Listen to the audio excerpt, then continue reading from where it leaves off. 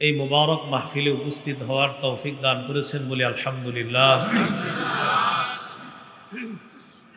মূলত আজকে এখানে যিনি মূল আলোচনা পেশ করেছেন এবং অত্যন্ত বরকতপূর্ণ আলোচনা এতক্ষণ যিনি পেশ করে গিয়েছেন, উজানির পীর সাহেব হযরত মাওলানা ফজলে এলাহি দামত বরকাতুহুমুল আলিয়া, আল্লাহ হজরতকে হায়াতে তৈয়বা দান করেন বলে আমিন। আল্লাহওয়ালা বুজুর্গ যারা, তাদের সোহবতে যাওয়া, তাদের কিছু কথা শোনা, তাদের সান্নিধ্যে অংশগ্রহণ করা, তাদের সান্নিধ্যে থাকা, এটা নিজেদের জীবনে আমরা নেয়ামত মনে করব, নেয়ামত হিসাবে গ্রহণ করব। রাসূলুল্লাহ সাল্লাল্লাহু আলাইহি সাল্লাম বলেন, আল বারাকাতু মা আকাবিরিকুম, বরকত তোমাদের আকাবির বুজুর্গ যারা আছে তাদের সাথে বরকত, তোমাদের বড়দের সাথে তোমাদের বরকত। আব্দুল্লাহ ইবনে মাসউদ রাদিয়াল্লাহু তাআলা আনহু বলেন, লা ইয়াজালুন নাসু বিখাইরিন মা আখাযুল ইলমা আন আকাবিরিহিম, মানুষ ততক্ষণ কল্যাণের মাঝে থাকবে যতক্ষণ তারা তাদের বড়দের থেকে বিদ্যা অর্জন করবে, জ্ঞান অর্জন করবে। এই জন্য আমরা ছোটরা যারা আলোচনা পেশ করি, আমাদের আলোচনাটা মনে করবেন আপনারা কিছু ছাত্র, আমিও একজন ছাত্র, ছাত্ররা কিছু কথাবার্তা হবে।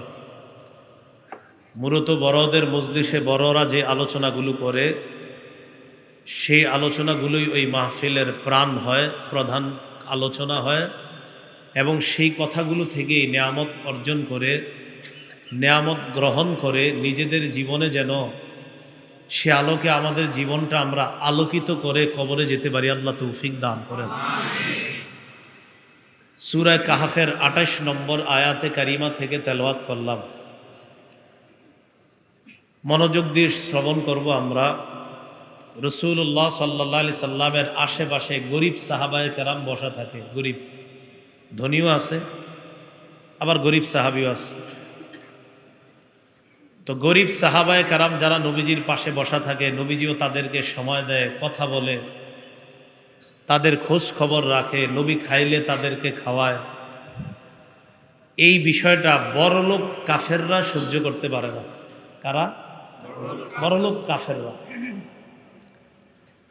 তো কাফেরদের মধ্যে যারা বড়লোক ধনী পর্যায়ের কাফের, তারা রাসূলুল্লাহ সাল্লাল্লাহু আলাইহি সাল্লামকে বলে, মুহাম্মদ সাল্লাল্লাহু আলাইহি সাল্লাম তো বলে যে, মুহাম্মদ তোমার পাশে যেই সমস্ত গরিবরা, এদের কারণে তো আমরা তোমার আশেপাশে গিয়ে যে তোমার দুই চারটা কথা শুনবো সেই সুযোগ পাই না। কারণ এই কাদেরকে বসায় রাখে?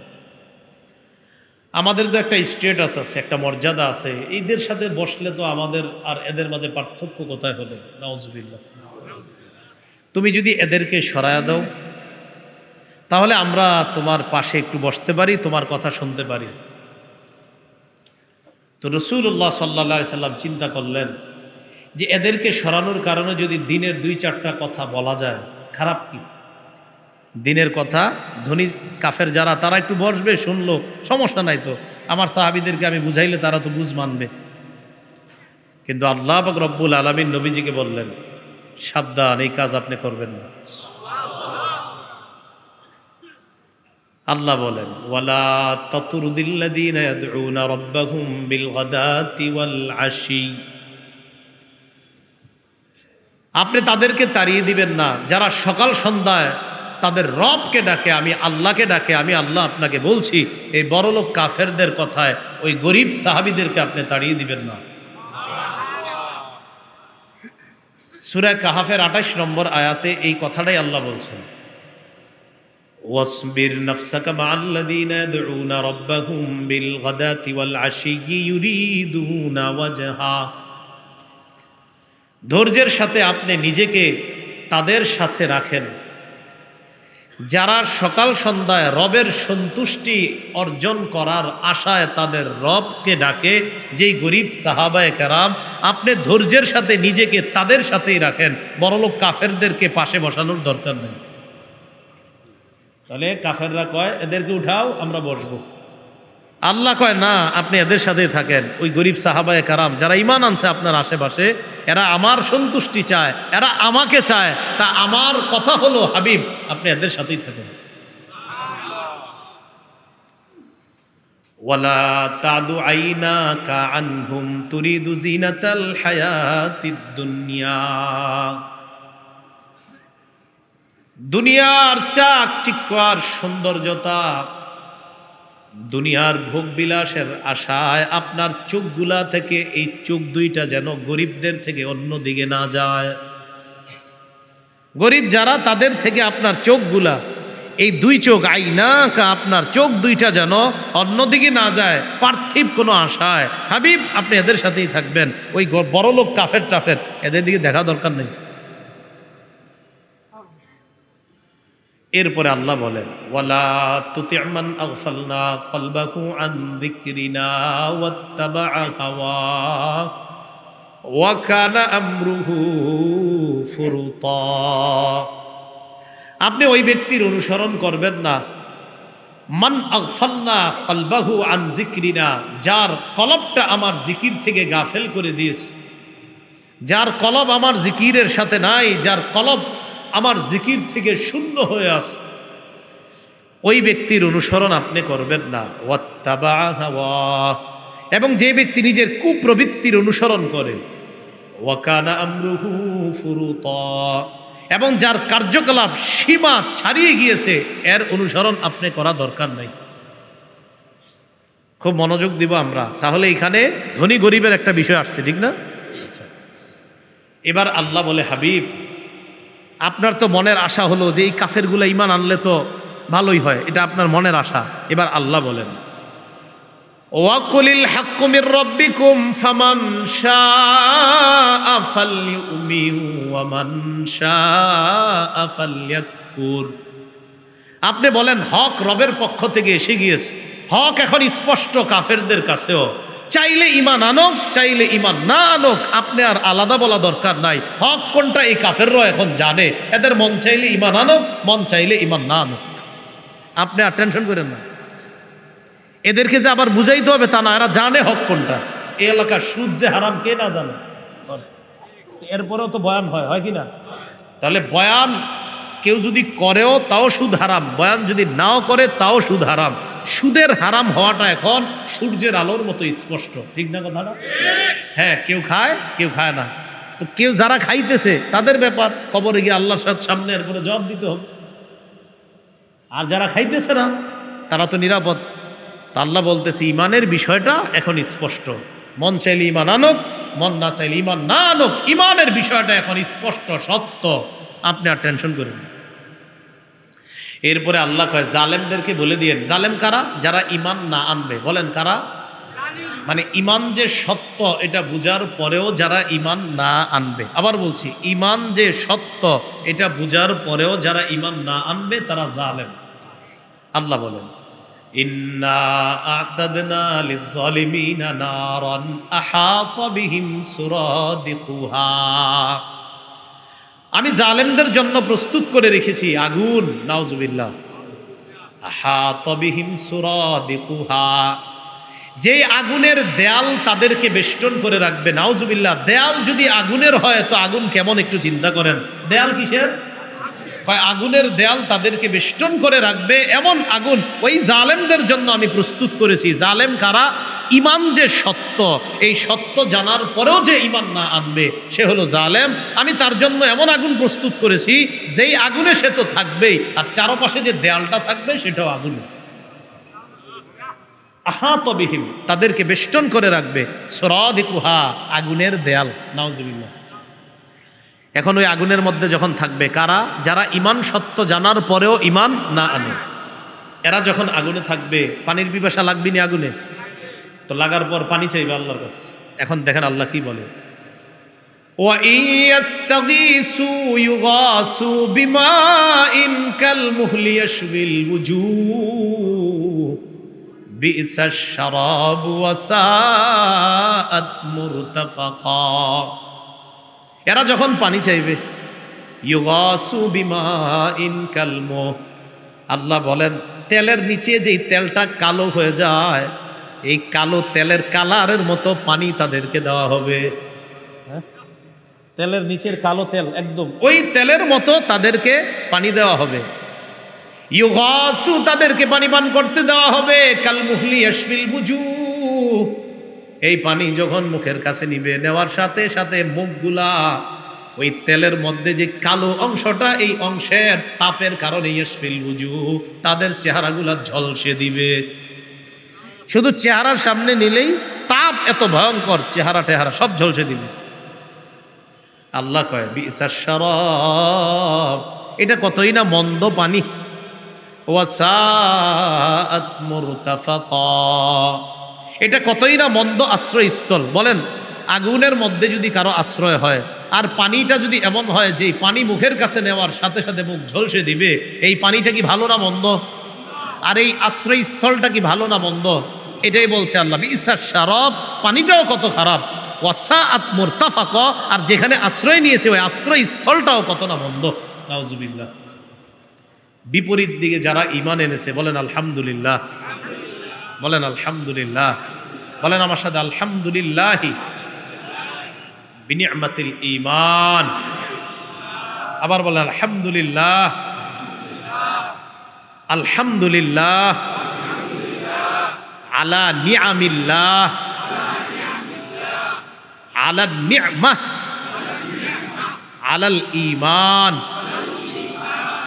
আল্লাহর যত নেয়ামত, আল্লাহর নেয়ামত, ঈমানের নেয়ামত, সব নেয়ামত পাওয়ার কারণে আমরা রবের শুকরিয়া আদায় করলাম। এবার আল্লাহ আমাদেরকে কি বলে দেখেন, ইনশাআল্লাহ আমরা জান্নাতি হব ইনশাআল্লাহ। ইন্নাল্লাযীনা আমানু ওয়া আমিলুস সলিহাত, আল্লাহ আগের আয়াতে বললেন ঈমান সত্য, এটা স্পষ্ট হয়ে যাওয়ার পরেও যারা ঈমান আনে নাই তারা হলো জালেম। এই আয়াতে আল্লাহ বলেন ইন্নাল্লাযীনা আমানু ওয়া আমিলুস সলিহাত, নিশ্চয়ই যারা ঈমান এনেছে, ওয়া আমিলুস সলিহাত, নেক কাজ করেছে, ইন্না লা নুযিউ আজরা মান আহসানা আমালা। আল্লাহ বলেন ইমানদার যারা নেক কাজ করেছে তারা যেন জেনে নেয় আমি আল্লাহ ভালো কাজ যারা করে তাদের প্রতিদান কখনো নষ্ট করি না। তাহলে যারা ঈমান এনেছে, নেক কাজ করেছে, এখানে এই কথাটা নাই, একটু লাগায় নেবেন কথাটা, যে তারা যেন জেনে নেয়। বলেন যারা ঈমান এনেছে, যারা নেক কাজ করেছে, তারা যেন জেনে নেয় কি, যে আমি আল্লাহ লা নুযিউ, নষ্ট করি না, আজরা মান, ওই ব্যক্তির প্রতিদান, আহসানা আমালা, যে ভালো কাজ করছে আমি তার প্রতিদান নষ্ট করি না। এজন্য ইয়াকিন রাখবেন, আল্লাহর জন্য যদি নামাজ পড়েন, আল্লাহর জন্য যদি রোজা রাখেন, আল্লাহর জন্য যদি হজ করেন, আল্লাহর জন্য যদি যাকাত দেন, আল্লাহর জন্য কোনো আলেমকে মহাব্বত করেন, আবার আল্লাহর জন্য যদি কাউকে ঘৃণা করেন, আল্লাহ বলছে হাবিব আপনি জানায়া দেন আমি এই মানুষটার প্রতিদান নষ্ট করি না। ঘোষণাটা কার? তাহলে আমাদেরকে যদি আল্লাহ জান্নাত দেয় সেখানে কি হবে? আল্লাহ বলে উলাইকা লাহুম জান্নাতু আদ, তাদের জন্য রয়েছে জান্নাতু আদনিন, চির সুখের চিরস্থায়ী বসবাসের ঠিকানা জান্নাত। এখানে আল্লাহ বলছে জান্নাতু আদ, কি বলছে? জান্নাতু আদ, চিরস্থায়ী বসবাসের, চির সুখের ঠিকানা জান্নাত। তাজরি মিন তাহতিহিমুল আনহার, এরা যখন তাদের বাগান সমূহের মধ্যে থাকবে, তারা যখন মনে রাখবেন জান্নাত কিন্তু একটা, এটা আবার কি বললাম, কয়টা? জান্নাত বিশাল বড় এক বালাখানা। হ্যাঁ, এই জান্নাতের মধ্যে আপনার কারো বালাখানা হবে 5টা, কারো 10টা, কারো 20টা, আরো বেশি হতে পারে। একাধিক জান্নাত, জান্নাত মানে বাগান, শুধু জান্নাতুল অর্থ বাগান, জান্নাত মানে বাগান সমূহ। মনে রাখবেন আল্লাহ যে চির সুখের একটা ঠিকানা দিবে, এটা বিশাল বড় এক জান্নাত। এটার মধ্যে শ্রেণী বিভাগ থাকবে, একদল নিচে আর একদল উপরে, আর একদল উপরে। সুবহানাল্লাহ, কি থাকবে? শ্রেণী। একটা হাদিস মনে পড়ছে, শোনাই। ইবনে মাজার বর্ণনা, 96 নম্বর হাদিস। এই হাদিসের বর্ণনাকারী আবু সাঈদ খুদরি রাদিয়াল্লাহু তাআলা আন, তিনি বলেন, ক্বালা রাসূলুল্লাহ সাল্লাল্লাহু আলাইহি ওয়াসাল্লাম, ইন্না আহলাদ দারাজাতিল উলা ইয়ারাহুম মান আসফালা মিনহুম। জান্নাতের মধ্যে ঊর্ধ্বে যারা থাকবে তাদেরকে নিম্নে যারা থাকবে তারা স্পষ্ট দেখতে পাবে। নবীজি কয় কেমন দেখতে পারবে জানো? কামা ইউরাল কাওকাবুত তাওয়া কামা ইউরাল কাওকাবুত তালিউ ফিল উফুকি মিন আফাকিস সামা। আসমানের মধ্যে তারকাগুলো যেমন স্পষ্ট দেখা যায়, নিচের জান্নাতীরা উপরে যারা থাকবে তাদেরকে ঠিক আকাশের স্পষ্ট তারার মতো স্পষ্ট দেখতে পাবে। উপরে যারা আছে বসেরা থাকবে, হ্যাঁ ঠিক আছে আছে, এরকম নিচে যারা। এখন ঘটনা হলো নবীজি বলেন, শোনো, উপরে যারা থাকবে, ওয়া ইন্না আবা বকরিন ওয়া উমর মিনহুম, আমার আবু বকর আর ওমর কিন্তু ওই উপরে যারা তাদের সাথেই থাকবে। না, নবীজি কয় না না, কিসের তাদের সাথে? ওয়া আন্না আমা, বরং তাদের চেয়ে আরো ঊর্ধ্বে থাকবে। প্রথমে বলছে তাদের সাথে, পরে বলে না না আন্না আমা, আরো উপরে। আল্লাহ কথাগুলা বোঝার তৌফিক দান করুন। তাহলে কি বুঝলাম? জান্নাতের মধ্যে শ্রেণী বিভাগ হবে, নিচে হবে, উপরে হবে। আল্লাহ কোনো মতে জান্নাতে যাওয়ার তৌফিক দান করুন। একবার যাইতে পারলে হইছে, মানে কোনো মতে যাইতে হবে, না কিন্তু একদম উপায় নেই। কারণ সামান্য সময় আপনার জান্নাত ছাড়া বিকল্প কোনো জায়গায় যদি রাখে, একদম অবস্থা খারাপ। বলসিরাতের উপরে হাঁটতে গিয়ে যদি পড়ে যান, আল্লাহ না করেন, আল্লাহ না, আল্লাহ এই মুহূর্তে আমাদের সবার নামগুলা জান্নাতীদের খাতায় লিখে দেন। অসম্ভব, সম্ভব না জাহান্নামের আযাব ভোগ করা। তো এই হাদিস থেকে জানলাম জান্নাতের শ্রেণীবিভাগ, এক এক জান্নাতীর বাগান থাকবে 5টা 10টা, এরকম আল্লাহ জান্নাতীদের এক একজনের, আপনার 10টা ক্ষেত আছে, 5টা জমিন আছে, এরকম এক এক জান্নাতীর 5টা 10টা এরকম বাগান থাকবে। তো বাগানগুলা কেমন বাগান? আল্লাহ কয় তাজরি মিন তাহতিহিমুল আনহার। যেই বাগান এত চমৎকার হবে, আশেপাশে আবার নিচ দিয়ে দেখলে তাকায় দেখা যাবে যে নহর সমূহ প্রবাহিত হচ্ছে। এই কথাটা আল্লাহ বলে। এরপরে কি দেখেন, ইউহাল্লাউনা ফিহা মিন আসাবিরা মিন যাহাব, তাদের হাতের মধ্যে স্বর্ণের বালা পরানো হবে।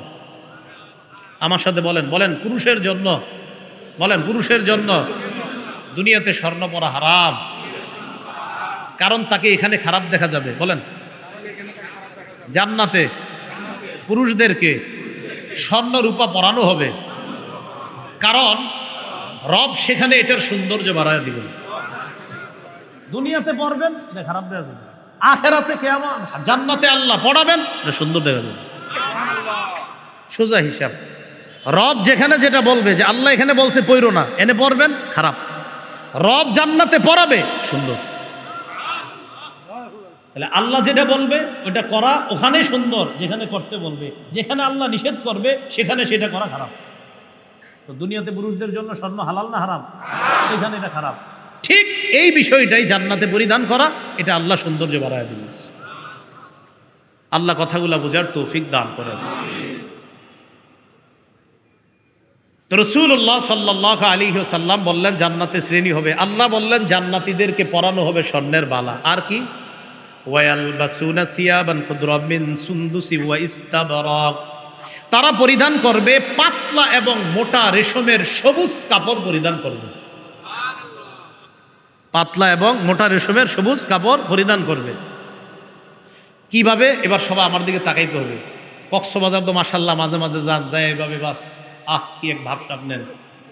আল্লাহ বলে মুত্তাকিইনা ফিহা আলাল আরাইক, জান্নাতের মধ্যে সব জান্নাতীরা পাতলা মোটা রেশমের সবুজ কাপড় পইরা এইভাবে সিংহাসনের মধ্যে এইভাবে শরীরটা ফালায়া থাকবে। আহ বস এইভাবে থাকবে। আল্লাহ বলেন ইয়াতুফু আলাইহিম বিলদানুম মুখাল্লাদুন, শিশুরা তাদের সামনে কেতনিওয়ালা, যে দুনিয়ার মধ্যে আমরা চা খাই এরকম হাতলওয়ালা, এই যে কেতনি দেখা যায় না কেতনির মতো, তো এরকম কেতনি, এটার মধ্যে আপনার বিভিন্ন শরাবান তহুরার মতো থাকবে। এই শরাবান তহুরা নিয়ে শিশুরা তাদের সামনে ঘুরবে আর বসদেরকে গ্লাসে ঢাইলা খাওয়াবে।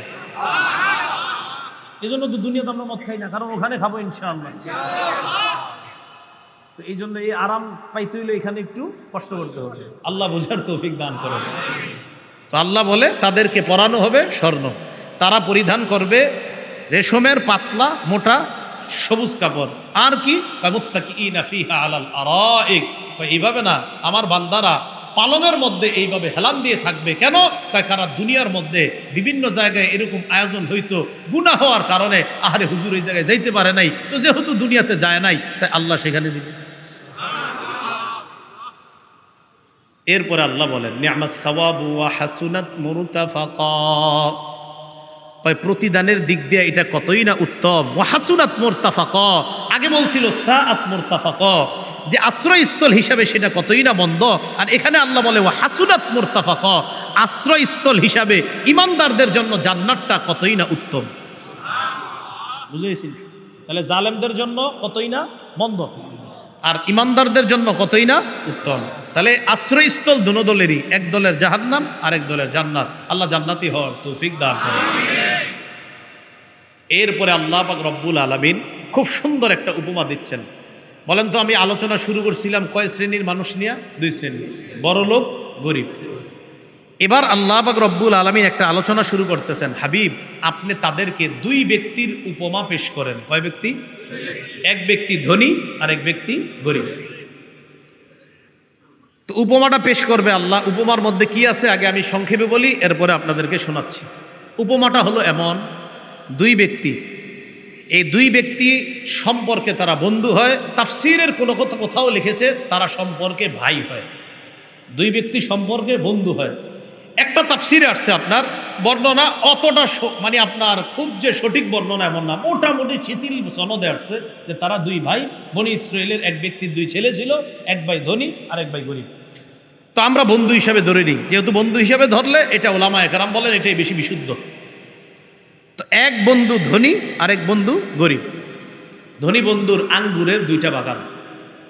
খুব মন দিয়ে বুঝলে তখন আপনাদের দৃশ্যটা মাথায় আসবে। আঙ্গুরের দুই বাগান, এই দুই আঙ্গুরের বাগানের চারপাশে খেজুর গাছ। আঙ্গুরের বাগান দুইটা, একদম চারোদিকে খেজুর গাছ, পুরা বাগানটা খেজুর গাছ দ্বারা বেষ্টিত। চারপাশে খেজুর গাছ, মাঝখানে দুইটা বাগান। একটু বুঝাইছিলি বাগান কয়টা?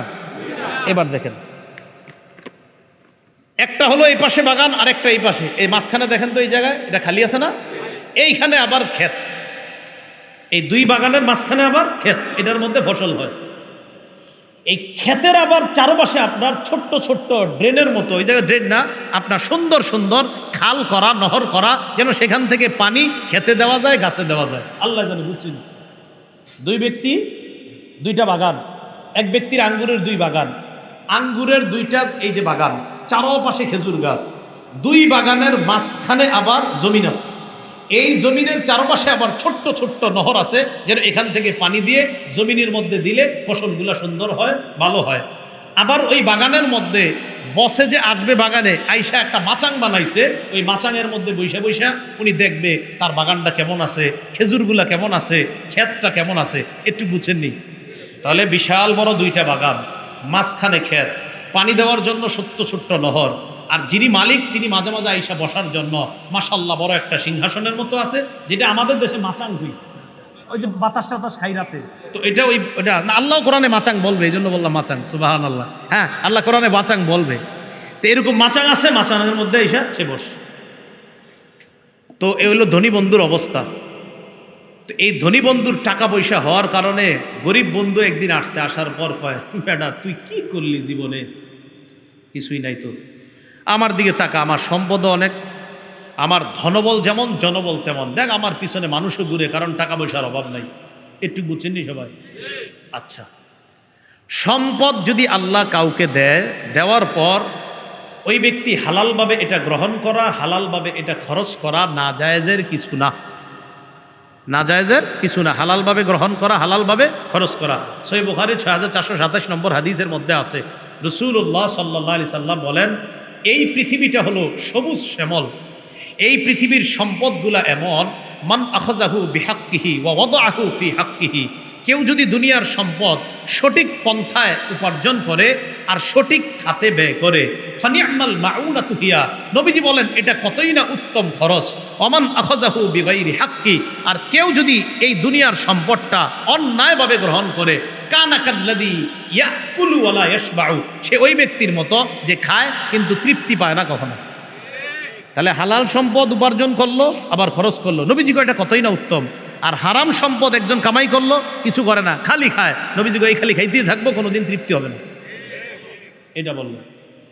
তাহলে আমরা কি বুঝলাম? হালালভাবে সম্পদশালী হওয়া কি আছে, জায়েজ আছে। কিন্তু জায়েজ হওয়ার পরে, আপনার সম্পদ হওয়ার পরে যেন অহংকার না আসে। বলেন সবাই, কি না আসে? তাহলে আমার সাথে বলেন, বলেন পদমর্যাদা, টাকা পয়সা আমাদেরকে যেন অহংকারী না বানায়, ঠিক আছে না? রাসূলুল্লাহ সাল্লাল্লাহু আলাইহি সাল্লামের সাহাবী আবু বকর ওমর রাদিয়াল্লাহু তাআলা আনহুমা, তো এই দুই সাহাবীর মধ্যে একজন হযরত আবু বকর। মনে রাখবেন, সারা পৃথিবীতে নবীদের পরে শ্রেষ্ঠ মানুষ আবু বকর সিদ্দিক। আপনারা সুবহানাল্লাহ আসতে গেছেন মানে বিশ্বাস হইতেছে না? তাহলে হাদিস দিয়ে দলিল দিই, তখন বিশ্বাস হবে। ইবনে মাজাহ 106 নম্বর হাদিস, আলী রাদিয়াল্লাহু তাআলা আনহুর বর্ণনা। হযরত আলী বলেন, খায়রুন নাস বা'দা রাসূলিল্লাহি সাল্লাল্লাহু আলাইহি সাল্লাম আবু বকরিন। নবীজি সাল্লাল্লাহু আলাইহি সাল্লাম বলেন, হযরত আলী রাদিয়াল্লাহু তাআলা আনহু বলেন, শোনো পৃথিবীর মানুষ, আল্লাহর রাসূলের পরে এই পৃথিবীর শ্রেষ্ঠ মানুষ আবু বকর সিদ্দিক। ওয়া খায়রুন নাসি বা'দা আবি বকরিন উমর, এই পৃথিবীর মধ্যে হযরত আবু বকর সিদ্দিকের পরে শ্রেষ্ঠ মানুষ হযরত ওমর ফারুক। এবার বিশ্বাস হয়েছিল পৃথিবীতে নবীদের পরে শ্রেষ্ঠ কে? এরপরে শ্রেষ্ঠ কে? এই আবু বকর সিদ্দিকের ব্যাপারে নবীজি কি বলে দেখেন। ইবনে মাজার 94 নম্বর হাদিসের বর্ণনা, আবু হুরায়রা রাদিয়াল্লাহু তাআলা আনহুর বর্ণনা। তিনি বলেন, ক্বালা রাসূলুল্লাহ সাল্লাল্লাহু আলাইহি ওয়াসাল্লাম, মা নাফাআনি মালুন কত্তু মা নাফাআনি মালু আবি বকরিন। রাসূলুল্লাহ সাল্লাল্লাহু আলাইহি সাল্লাম বলেন, আমার সাহাবীদের মধ্যে যারা আমারে দান করছে ইসলামের কাজ করার জন্য, সব সাহাবীদের দানে যতটুকু কাজ হয়েছে, আবু বকরের দান আর সম্পদের কারণে আমার সবচেয়ে বেশি কাজ হয়েছে। হাদিসের মূল অর্থটা এমন আর কি, যে অন্যান্যদের সম্পদ দ্বারা যতটা না কাজ হয়েছে, যতটা না আমার উপকার হয়েছে, তার চাইতে 1000 গুণ বেশি উপকার হয়েছে আবু বকরের সম্পদ দ্বারা। এখন শুনেন, আবু বকর সিদ্দিকের এই প্রশংসা করার কারণে, তো আমগো এই যুগে যদি আমারে বলতেন, হুজুর আমাদের আরিফ বিন হাবিব সাহেব এরকম করবো, একটা ভাবসা বেঁচে গেছে। আবু বকর সিদ্দিক রাদিয়াল্লাহু তাআলা আনহু যখন শুনলেন যে আল্লাহ রসুল বলছে, আবু বকর আপনার সম্পদ দ্বারা নবীর বেশি উপকার হয়েছে, সাথে সাথে কান্না শুরু করে দিস। এখন বলেন তো, আবু বকরের এই মর্যাদা তাকে কি অহংকারী বানাইছে না আরো বিনয়ী বানাইছে? আবু বকর সিদ্দিক কান্না করতে করতে বলে, হাল আনা ওয়া মালি ইল্লা লাকা ইয়া রাসূলুল্লাহ, হুজুর আমি আর আমার সম্পদ সবই তো আপনার। তাহলে দেখেন, এই জায়গায় আবু বকর সিদ্দিক রাদিয়াল্লাহু তাআলা আনহুর মর্যাদা রাসূল বলার পর আবু বকর সিদ্দিক রাদিয়াল্লাহু তাআলা আনহুকে এই মর্যাদা অহংকারী বানায় নাই, বরং তারে আরো বিনয়ী বানিয়ে দিয়েছে, আরো নত বানায় দিয়েছে। তাহলে প্রথমে আমার সাথে বলছেন, পদমর্যাদার সম্পদ যেন আমাদেরকে অহংকারী না বানায়। রাসূলুল্লাহ সাল্লাল্লাহু আলাইহি সাল্লামের দুই সাহাবী আবু বকর ওমর। এই জায়গায় আপনারা বয়স্ক যারা আছেন, তো বয়স্ক অবস্থায় অনেকে বুড়া হওয়ার পরেও মারা যায়, অনেকে বুড়া হওয়ার আগেও মারা যায়। তো আপনারা বয়স্ক যারা হয়ে গিয়েছেন, আপনারা মারা যাওয়ার পর দোয়া করি আল্লাহ জান্নাত দান করেন। রাসূলুল্লাহ সাল্লাল্লাহু আলাইহি সাল্লাম কি বলে দেখেন, ইবনে মাজার 95 নম্বর হাদিসের বর্ণনা, আলী রাদিয়াল্লাহু তাআলা আনহুর বর্ণনা। ক্বালা রাসূলুল্লাহ সাল্লাল্লাহু আলাইহি ওয়াসাল্লাম, ইন্না আবা বকরিন ওয়া উমর সাইয়্যিদা কুহুলি আহলিল জান্নাহ মিনাল আউওয়ালিন ওয়াল আখিরিন ইল্লা নাবিয়িন ওয়াল মুরসালিন। রাসূলুল্লাহ সাল্লাল্লাহু আলাইহি সাল্লাম বলেন, নবী এবং রাসূলগণ ছাড়া, ওনাদের মর্যাদা তো সবার উপরে, নবী রাসূলগণ ছাড়া আদম নবী থেকে কিয়ামত পর্যন্ত পূর্বাপর যত মানুষ মারা যাবে, তাদের মাঝে বয়স্ক যারা জান্নাতি হবে, এই বয়স্কদের সর্দার হবে আমার আবু বকর এবং ওমর।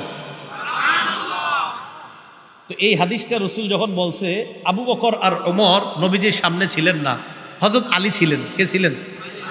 হযরত আলীকে রাসূল বললেন, আলী লা তুখবিরহুমা মা দামা হাইয়াইন। আলী, আবু বকর ওমর যতদিন জিন্দা থাকবে ততদিন তুমি তাদের দুইজনরে এই কথাটা বইল না যে আমি বলছি তারা জান্নাতি বয়স্কদের সর্দার হবে, তুমি আবু বকর আর ওমরকে এই কথাটা বইল না, তারা ইন্তেকালের পর বলতে পারো। হযরত আলী তারা যখন ইন্তেকাল করছে ওই দুইজন, তখন এই উম্মতকে জানায়া দিছে যে বয়স্কদের সর্দার হবে জান্নাতে আবু বকর এবং ওমর।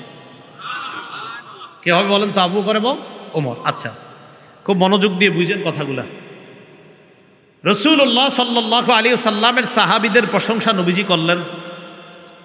করার পর আমি আপনাদের কাছে জানতে চাই, প্রশংসা শোনার পর তারা কি অহংকারী হয়েছে না আরো বিনয়ী হয়েছে? তো বুঝাইতে চাইলাম, পদমর্যাদা অথবা বিভিন্ন বিষয়ের প্রশংসা, পদমর্যাদা অথবা তাদের ধনবল জনবল হওয়া, এটা তাদেরকে অহংকারী বানায় নাই, আরো বিনয়ী বানায়ছে। আমাদেরকেও যেন সম্পদ কখনো অহংকারী না বানায়। সম্পদ যাদের আছে আল্লাহ তাদেরকে আরো বিনয়ী হওয়ার তৌফিক দান করেন। আলোচনা বুঝে থাকলে এবার কোরআনের আয়াত শুনি আমরা।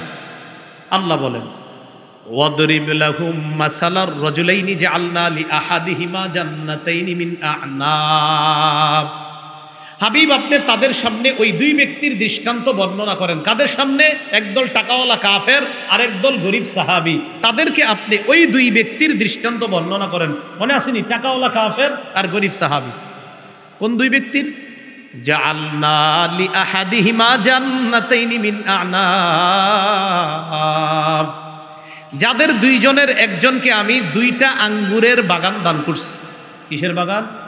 এটা কিন্তু আগেই পড়াই দিছি আপনাদেরকে, আঙ্গুরের বাগান। ওয়া হাফাফনাহুমা বিনাখলিন, আঙ্গুরের বাগান দুইটার চারপাশে আমি আল্লাহ খেজুর গাছ দ্বারা ঘেরাও করে দিছি বাগানটাকে।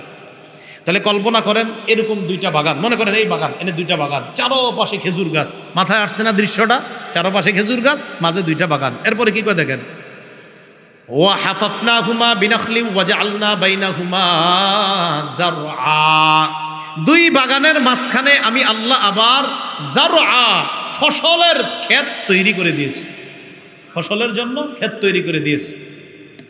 তো এই কথা বলার পর আল্লাহ বলেন, কিলতাল জান্নাতাইনি আতাত উকুলাহা ওয়া লাম তাজলিম মিনহু শাইআ, দুই বাগান প্রচুর পরিমাণ ফল দেয়। ওয়ালাম তাজলিম মিনহু শাইআ, সামান্য কম করে না, সব সময় ফল দিতেই থাকে। ওয়া ফাজ্জারনা খিলালাহুমা নাহারা, আল্লাহ বলেন ওই দুই বাগানের আশেপাশে আবার নহর দিয়ে দিয়েছি, যেন নহর থেকে পানি দিয়ে জমিনে দিতে পারে, গাছের গোড়ায় দিতে পারে, নহরও দিয়ে দিয়েছি। বাগান দিলাম, নহর দিলাম, ক্ষেত দিলাম, চারপাশে খেজুর গাছ দিলাম, এমন সুন্দর দুইটা বাগান। এরপরে আল্লাহ বলেন, ওয়া কানা লাহু সামার, ওই ব্যক্তির সব শক্তিশালী। আমার অনেক জনতা আছে, আসলেই তো টাকাওয়ালার পিছে 10 জন ঘুরে, আমনের পিছে একজন আটবো না। এটা ওই যুগই কি, এই যুগই তো। এরপরে আল্লাহ কি বলে দেখেন, ওয়া দাখালা জান্নাতাহু ওয়া হুয়া যালিমুল লিনাফসি, ধনী বন্ধু গরিব বন্ধুরে নিয়ে বাগানে প্রবেশ করতেছে, ওয়া হুয়া যালিমুল লিনাফসি, নিজের উপর জুলুম করা অবস্থায়। এই জুলুম দ্বারা উদ্দেশ্য কুফর এবং শিরিক, বলেন নাউজুবিল্লাহ। তো এবার ধনী বন্ধু কি কয়, ক্বালা মা আযুন্নু আন তাবিদা হাদিহি আবাদা, ধনী বন্ধু গরিব বন্ধুকে বলে, আমি আশাবাদী আমার এই বাগান কোনোদিনও ধ্বংস হবে না। নাউজুবিল্লাহ। ধ্বংস হবে না? এই জমিন ধ্বংস হবে না? আমি আপনি শেষ হবো না? আমার আপনার বাড়িঘর শেষ হবে না? হ্যাঁ, আমার কিচ্ছু শেষ হবে না। মা আযুন্নু আন তাবিদা হাদিহি আবাদা, আমি মনে করি না আমার এটা কখনো ধ্বংস হবে।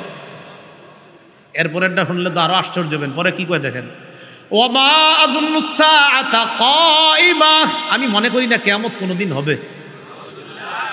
ধনী বন্ধু বলে, আমি মনে করছি না কোনোদিন কিয়ামত হবে। কিয়ামত হইলে না আমার বাগান ধ্বংস হবে? কিয়ামতই তো হবে না। পরে পরে হলেন কি কয়, এরপরে হলে আরো অবাক হবেন। কয় কোনোদিন যদি হয়েও যায়, এমনি বিশ্বাস করে না হবে, কয় হয়েও যদি যায়, ওয়ালা ইরুদিতু ইলা রব্বি, তোমার কথা অনুযায়ী তুমি কও রব আছে, যদি আমার রব বইলা কেউ থাকে, সে কয় ওয়ালা ইরুদিতু ইলা রব্বি, আমাকে যদি আমার রবের কাছে ফিরানো হয়, লা আজিদান্না খায়রাম মিনহা মুনকালাবা, আমি এর চাইতে আরো বেশি পাবো সেখানে। এমনি তো রব মানি না, যদি থাকেও এখানে যা আছে, আমি তো কিয়ামত হবে এটা বিশ্বাসই করি না। যদি হয়ও এটা ধ্বংস হবে বিশ্বাস করি না। যদি হয় তোমার কথা অনুযায়ী, রব বিশ্বাস করি না, তোমার কথা অনুযায়ী যদি থাকেও এখানে যা আছে ওখানে আরো বেশি হবে। এটা ওর কথা। এবার ধনী বন্ধু এই কথা শুই না, গরিব বন্ধু বলতেছে, ক্বালা লাহু সাহিবুহু ওয়া হুয়া ইউহাবিরু, গরিব বন্ধু ধনী বন্ধুকে কথার ছলে বলতেছে, আকাফারতা বিল্লাযী খালাকাকা মিন তুরাব সুম্মা মিন নুতফা সুম্মা সাওয়াকা রাজুলা, তুমি কি ওই রবকে অস্বীকার করো যিনি তোমাকে মাটি থেকে বানিয়েছেন? সুম্মা মিন নুতফা, সামান্য নুতফা নাপাক জিনিস থেকে বানিয়েছেন। সুম্মা সাওয়াকা রাজুলা, এরপর তোমাকে একজন সাওয়াকা রাজুলা, মানুষ হিসাবে তোমাকে গঠন করেছেন।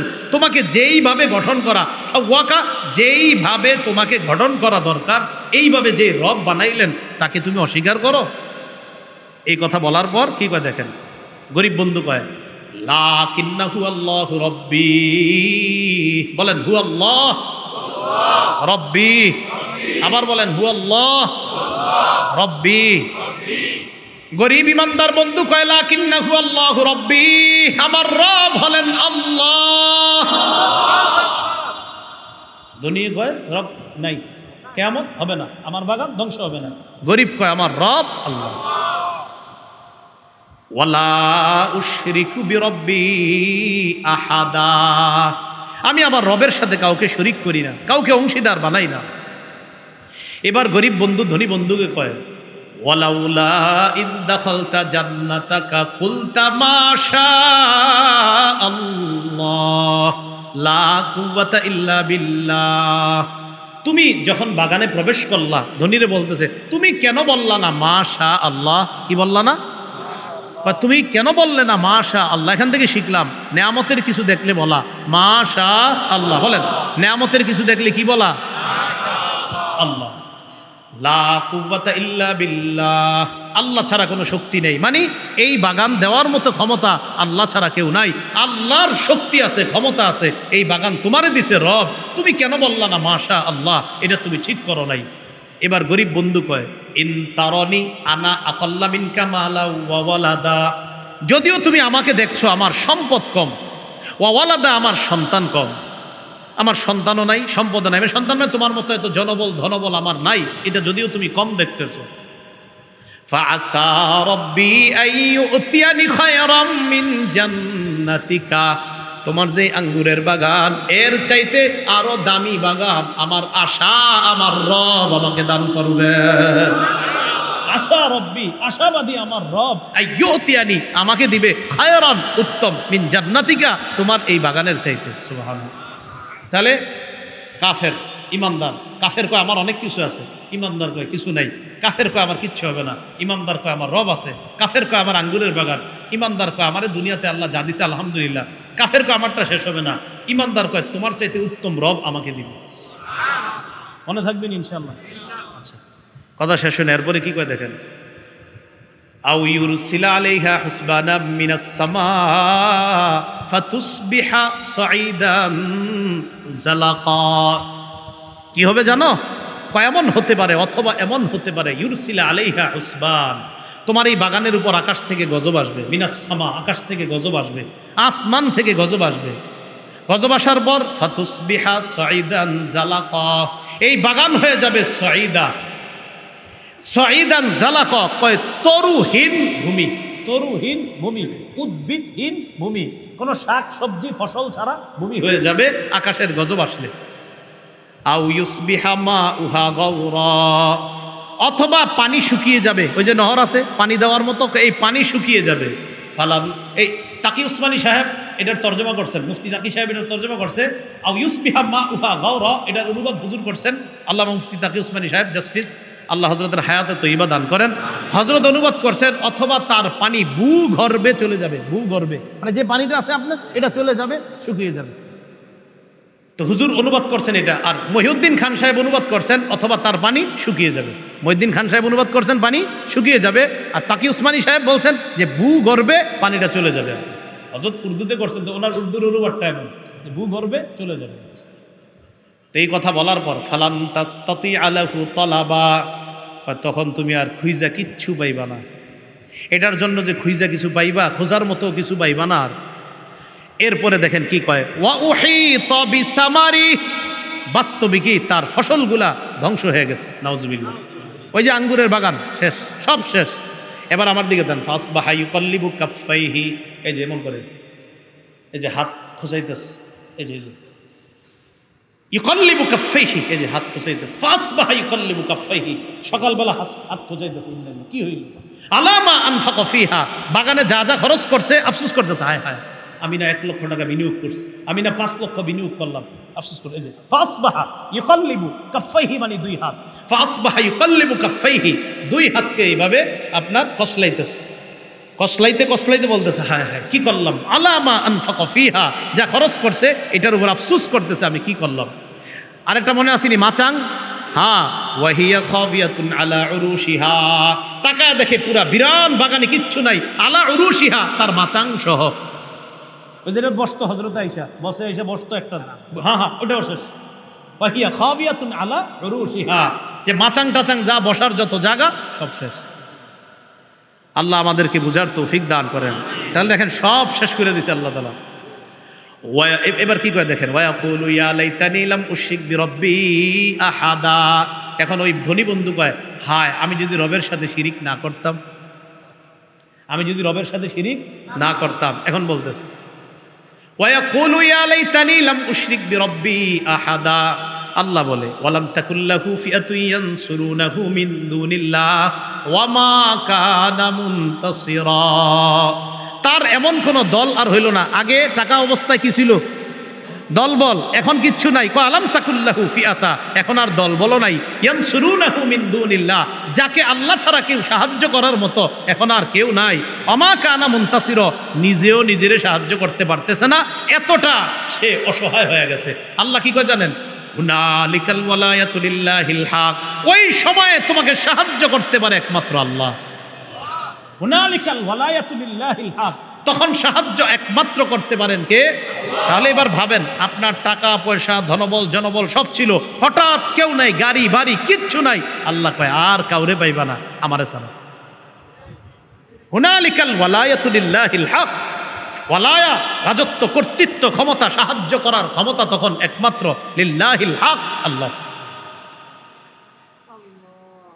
তাহলে এখান থেকে কি বুঝলাম বলেন তো, হুনালিকাল ওয়ালায়াতু লিল্লাহিল হক হুয়া খায়রুন সাওয়াবা, প্রতিদান দেওয়ার ক্ষেত্রে আল্লাহই উত্তম। হুয়া খায়রুন সাওয়াবা, আল্লাহ পাক রব্বুল আলামিন প্রতিদান দেওয়ার ক্ষেত্রে উত্তম। খায়রুন উকবা, এবং পরিণামের দিক থেকে দেওয়ার দিক থেকে আল্লাহ পাক রব্বুল আলামিন সবচাইতে উত্তম প্রতিদান দান করেন। হুয়া খায়রুন ইনদা রাব্বিকা সাওয়াবা ওয়া খায়রুন আমালা আছে আরেকটা পরে। প্রতিদানের দিক থেকে তোমার রব উত্তম, আশা ভরসার দিক থেকেও আল্লাহ উত্তম। সুবহানাল্লাহ। এখন এই জায়গা থেকে আমরা যা বুঝলাম, টাকা পয়সা দেওয়ার পরে টাকা পয়সা হালালভাবে হওয়াটা দোষের না, অহংকারী হওয়া, পদমর্যাদা পাওয়ার পর অহংকারী হওয়া এটা দোষের। এই অহংকার আপনাকে ধ্বংস করে দিতে পারে। টাকা পয়সা হওয়ার পর হালাল খাতে যদি আপনি ব্যয় করেন এটাতে কোনো সমস্যা নাই। তাহলে কি শিখলাম, টাকা পয়সা আমার আপনার হতে পারে, বাকি এটা সঠিক জায়গায় ব্যয় করতে হবে, হালালভাবে খরচ করতে হবে। আল্লাহ তৌফিক দান করেন। এরপর আল্লাহ পাক রব্বুল আলামিন বলেন, ওয়াদরিব লাহুম মাসালাল হায়াতিদ দুনিয়া কামা ইন আনজালনাহু মিনাস সামাই মাআন ফাখতালাতা বিহি নাবাতুল আরদ ফাআসবাহা হাশীমান তাজরুহুর রিয়াহ। আল্লাহ বলেন ওয়াদরিব লাহুম মাসালাল হায়াতিদ দুনিয়া, তাদের কাছে আপনি পেশ করেন দুনিয়ার দৃষ্টান্ত, পার্থিব জীবনের দৃষ্টান্ত। কামা ইন আনজালনাহু মিনাস সামা, এমন পানির মতো যেই পানি আমি আসমান থেকে নাজিল করলাম। ফাখতালাতা বিহি নাবাতুল আরদ, এই পানির সাথে জমিন মিশার কারণে, উদ্ভিদ পানির সাথে মিশার কারণে, আগে উদ্ভিদের যে অবস্থা ছিল ওই পানি আসার কারণে উদ্ভিদ আরো ঘন হয়েছে। আল্লাহ বলেন ঘন হওয়ার পর এক পর্যায়ে ফাসবাহা হাসিমা, এটা টুকরা টুকরা হয়ে যায়, চিটার মতো হয়ে যায়। তাজরুহুর রিয়াহ, বাতাস এটাকে উড়াইয়া নেওয়া যায়। আল্লাহ বলে দুনিয়ার দৃষ্টান্তটা এমন, খুব ভালো করে বুঝেন। আমরা দুনিয়াতে আসার পর 15 বছর 20 বছর 30 বছর পর্যন্ত কি পরিমাণ চিন্তা করেন ছিলাম, আমি মনে হয় মরমু না। কিন্তু একটা সময় দেখেন বার্ধক্যে যখন পৌঁছে গেলাম, আস্তে আস্তে আমি শেষের দিকে, ধ্বংসের দিকে। আল্লাহ বলে আসমানের পানি আসার পর দুনিয়ার যেই উদ্ভিদগুলা যেমন ঘন হয়, এক পর্যায়ে চিটা হয়ে শেষ হয়ে যায়, তোমরা একটা সময় উৎফুল্ল থাকবা, একটা সময় তোমাদের অবস্থা হবে এমন তোমরা শেষ হওয়ার দিকে চলে যাইবা। এটাই আল্লাহ বুঝাইতেছেন, ওয়া কানাল্লাহু আলা কুল্লি শাইইন মুকতাদিরা, সব কিছুর উপর আল্লাহ ক্ষমতাবান। আপনারা যেমন শক্তিশালী রাখছে আল্লাহ, এখন দুর্বলও আল্লাহ বানায়া দিতে পারেন। এই কথাটা আল্লাহ বুঝাইলেন যে নবী আপনি মানুষকে উদাহরণ দিয়ে বুঝান যে এই পৃথিবীর দৃষ্টান্তটা এমন, আমি আল্লাহ আসমান থেকে পানি নাজিল করলাম, আর এই পানির সংমিশ্রণে কিছু উদ্ভিদ ঘন হলো, ঘন হওয়ার পর এক পর্যায়ে উদ্ভিদগুলা চিটা হয়ে গেল, বাতাস এটাকে উড়ায় নিয়ে গেল। আমার বান্দাদেরকে বুঝান এদের একটা সময় উৎফুল্ল অবস্থা ছিল, এই অবস্থা থেকে তারা বার্ধক্যে যাবে, এক পর্যায়ে তারা শেষের দিকে যাবে, এর মানে সবাই শেষ হতে হবে, এটাই হলো দুনিয়া। সবাই শেষ হতে হবে, এটা হলো কি দুনিয়া। তাহলে আবার বুঝি আমরা সম্পদ কিছুদিন আমাদের কাছে থাকবে, হালাল ভাবে না হারাম ভাবে? এই সম্পদ আসার পর অহংকারী হওয়া যাবে না বিনয়ী হতে হবে? অহংকারী হলে আল্লাহ ধ্বংস করে দিবে, আর বিনয়ী যখন হব আমরা তখন কথায় কথায় হবে ভাই আপনার এই গাড়িটা কিভাবে হলো মাশাআল্লাহ, তখন আপনি বলবেন কি আলহামদুলিল্লাহ আল্লাহ ব্যবস্থা করে দিছে। আপনার এই বাড়িটা কেমনে হলো ভাই, আলহামদুলিল্লাহ আল্লাহ ব্যবস্থা করে দিছে। ইতালি করার আগে কি করবেন, আলহামদুলিল্লাহ আল্লাহ ব্যবস্থা করে দিছে। আপনার ছেলে সন্তান কি বাইরে থাকে, হ্যাঁ আলহামদুলিল্লাহ আল্লাহ দুইটা ছেলের ইতালি যাওয়ার ব্যবস্থা করে দিয়েছে। আপনার সন্তানটা টাকা পাঠায়, আলহামদুলিল্লাহ ভালোই পাঠায়। কথা বুঝছেন? মানে এটা না বোঝানো কম পাঠায় না, না আলহামদুলিল্লাহ পাঠায়। যেটা বুঝাইতে চাইলাম আমরা যেন অহংকারী না হই, আমরা যেন বিনয়ী হই। এরপরে আল্লাহ ফিনিশিংটা দিচ্ছেন যেইভাবে, আল মালু আল বানুনা জিনাতুল হায়াতিদ দুনিয়া, সম্পদ, অল বানুনা সন্তান, জিনাতুল হায়াতিদ দুনিয়া পার্থিব জীবনের সৌন্দর্য। সম্পদ সন্তান পার্থিব জীবনের সৌন্দর্য। ইমানের সাথে একিনের সাথে বললেন সম্পদ আর সন্তান চিরস্থায়ী। বলেন সম্পদ আর সন্তান চিরস্থায়ী। আচ্ছা তাহলে আল্লাহ কি বলে দেখেন, আল মালু আল বানুনা জিনাতুল হায়াতিদ দুনিয়া, সম্পদ সন্তান দুনিয়ার চাকচিক্য সৌন্দর্য। আবার জিজ্ঞাসা করি সম্পদ সন্তান চিরস্থায়ী তাহলে ক্ষণস্থায়ী? এটা আপনারা বললেন, কিন্তু আল্লাহ বলতেছে দেখেন ওয়াল বাকিয়াতুস সালিহাত, নেক আমল চিরস্থায়ী। সম্পদ সন্তান ক্ষণস্থায়ী। ওয়াল বাকিয়াতুস সালিহাত, ভালো যে নেকামলগুলা হবে তোমার অবশিষ্ট থাকবে, যেটা আখিরাতে যাবে, ওয়া খায়রুন ইনদা রাব্বিকা সাওয়াবা, এটাই হবে আল্লাহর কাছে প্রতিদানের দিক থেকে অনেক উত্তম। তাহলে আমরা শেষে আল্লাহ যে কথাটা বললেন সম্পদ সন্তান দুনিয়ার সৌন্দর্য, বাকি চিরস্থায়ী না। আমল নামা এটা হলো আখেরাতের সৌন্দর্য, ওটা চিরস্থায়ী। সন্তান সম্পদ ক্ষণস্থায়ী, এটা দুনিয়ার সৌন্দর্য। আমল নামা চিরস্থায়ী, এটা আখেরাতের সৌন্দর্য। আল্লাহ আমাদেরকে ওই চিরস্থায়ী আমল নামা নিয়ে কবরে যাওয়ার তৌফিক দান করেন। এবার সর্বশেষ একটা হাদিস শুনেন। রাসূলুল্লাহ সাল্লাল্লাহু আলাইহি সাল্লাম বলেন তাত্তাবিউল মাইয়িতা সালাসা, তিনটা জিনিস মরা ব্যক্তির সাথে, মৃত ব্যক্তির লাশের সাথে কবর পর্যন্ত যায়। কয়টা জিনিস? তিনটা জিনিস। আল মাল এক নাম্বার সম্পদ, দুই নাম্বার ওয়াল আহাল পরিবার। তাহলে আপনাদেরকে প্রশ্ন করি, সম্পদ পরিবার মানে সন্তান ধরেন, সম্পদ আর সন্তান চিরস্থায়ী ক্ষণস্থায়ী, কিসের সৌন্দর্য? দুনিয়ার। তাহলে দুনিয়ার এই দুইটা সৌন্দর্য আপনার লাশের সাথে কতটুক যাবে? আবার বলছি, সম্পদ আর সন্তান চিরস্থায়ী না ক্ষণস্থায়ী? যাবে কতটুকু লাশের সাথে? কবর। তিন নাম্বার ওয়াল আমাল, আমল নামা যাবে। তাহলে সম্পদ যাবে, পরিবার যাবে, আমল নামা যাবে। নবীজি বলেন ইয়ারজিউ ইসনান, দুইটা ফিরে আসবে, ওয়া ইয়াবকা ওয়াহিদ, একটা থাকবে। ইয়ারজিউল মালু ওয়াল আহাল, পরিবার সম্পদ ফিরে আসবে। তাহলে দুনিয়ার সৌন্দর্য যে দুইটা ফিরে আসছে। ওয়া ইয়াবকাল আমাল, আখিরাতের সৌন্দর্য থেকে যাবে। তাহলে লাশের সাথে তিনটা জিনিস যায়, পরিবার যায়, সম্পদ যায়, সন্তান যায়, আমল নামা যায়। তো দুইটা ফিরে আসে, পরিবার আর সম্পদ ফিরে আসে, আমল নামাটা থেকে যায়। রাসূলুল্লাহ সাল্লাল্লাহু আলাইহি সাল্লাম বলেন এই আমল নামাটাই কবরে যাবে। আর আল্লাহ কোরআনে বললেন দুনিয়ার সৌন্দর্য হলো তোমার সন্তান, দুনিয়ার সৌন্দর্য হলো তোমার সম্পদ, আখিরাতের সৌন্দর্য হলো আমল নামা। এটা নিয়ে যদি যাইতে পারো আমি আল্লাহর কাছ থেকে উত্তম প্রতিদান পাবো। হুয়া খায়রুন ইনদা রাব্বিকা সাওয়াবা, এটাই তোমার রবের কাছে প্রতিদানের দিক থেকে উত্তম। আল্লাহ পাক রব্বুল আলামিন আমাদের সকলকে দুনিয়ার চাকচিক্য ক্ষণস্থায়ী সৌন্দর্য, হ্যাঁ এটা হালালভাবে ততটুকু গ্রহণ করব যতটুকু যত দিনের জন্য দরকার, চিরস্থায়ী আমল নামা নিয়ে আমরা যেন কবরে যেতে পারি। আল্লাহ তৌফিক দান করেন। আমিন। ওয়া আখিরু দাওয়ানা আনিল হামদুলিল্লাহি রাব্বিল আলামিন। সুবহানাল্লাহি ওয়া বিহামদিহি, সুবহানাকাল্লাহুম্মা ওয়া বিহামদিকা আশহাদু আল্লা ইলাহা ইল্লা আনতা আস্তাগফিরুকা ওয়া আতুবু ইলাইক।